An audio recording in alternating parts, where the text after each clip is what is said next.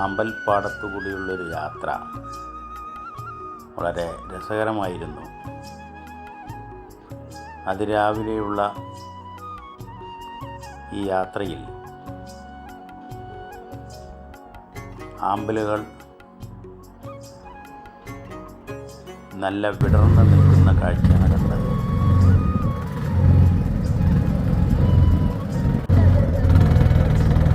വളരെ കൗതുകകരമായി തോന്നിയ ഒരു പാടമായി.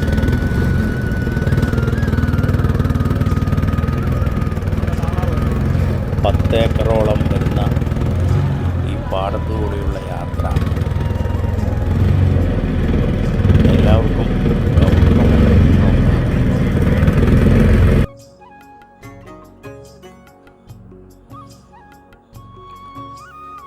അതിനിടയിലൂടെ വരുന്ന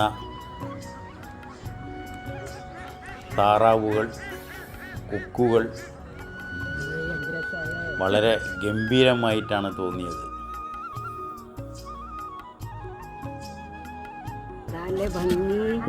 ഭയങ്കര ഇത് വരാതെ നട്ടായി പോയാൽ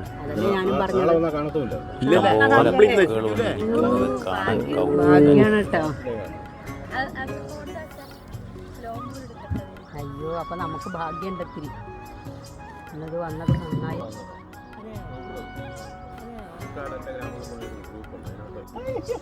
ഇഷ്ടംപോലെ കൊക്കുകൾ പറക്കുന്നു. നല്ല രസമായുള്ളൊരു കാഴ്ചയായിരുന്നു.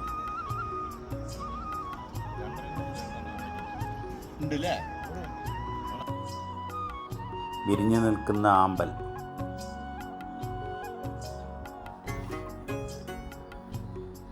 എല്ലാവരിലും വളരെ കൗതുകമാണ് ഉണർത്തിയത്.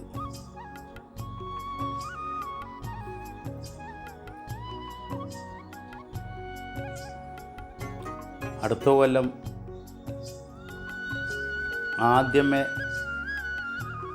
തന്നെ പോകണം എന്നുള്ളൊരാഗ്രഹം കൂടി ഉണർത്തുകയുണ്ടായി. വിദേശികളടക്കം ഞങ്ങൾ പോയപ്പോൾ അവിടെ ഉണ്ടായിരുന്നു.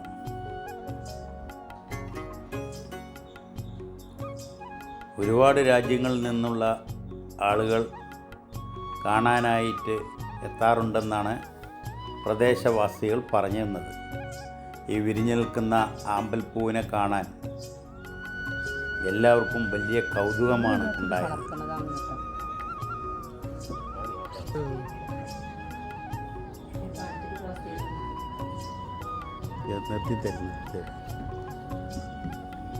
എത്തില്ല.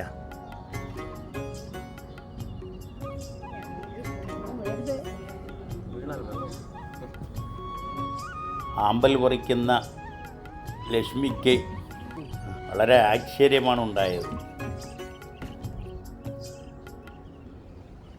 പോകണ്ട ഇനിയും പറിക്കാമെന്ന് പറയുകയായിരുന്നു. ഞാനും അതിലൂടെ ഒരു ആമ്പൽ പറിക്കുകയുണ്ടായി.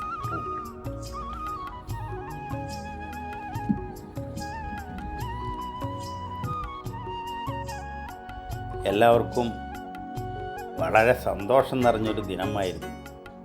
ആമ്പൽക്കാടിൻ്റെ ഇടയിൽ കൂടെ പോകുന്ന ഈ വഞ്ചി മോട്ടറുള്ള വഞ്ചിയാണ്. കുട്ടിക്ക് ഇത്രയും പൂക്കൾ കണ്ടപ്പോൾ വലിയ ആശ്ചര്യമാണ് ഉണ്ടായത്. കൈ നിറയെ പൂക്കൾ പിടിച്ച് ഫോട്ടോയ്ക്ക് പോസ്റ്റ് ചെയ്യുമ്പോൾ ഇനിയും ഒരു വസന്തം വരട്ടെ എന്ന് ഞങ്ങൾ ആഗ്രഹിച്ചു.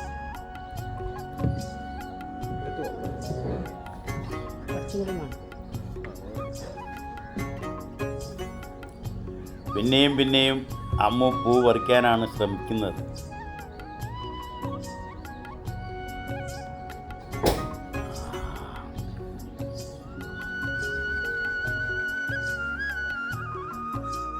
മടങ്ങാൻ തീരെ താല്പര്യമില്ലായിരുന്നു.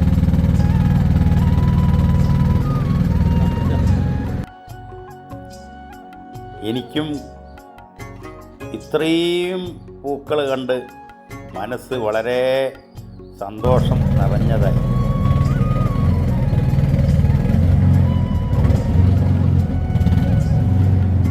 ഇനിയൊരു അവസരത്തിനും കൂടി ഞങ്ങൾ ആമ്പൽ കുളത്തിനോട് യാത്ര പറയാൻ ഒരുങ്ങി.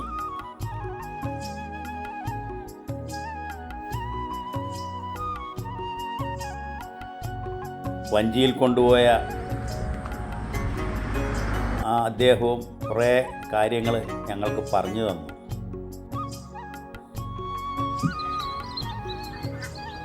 വിദേശ പൗരത്വമുള്ള 2 വനിതകളായിരുന്നു അവർ.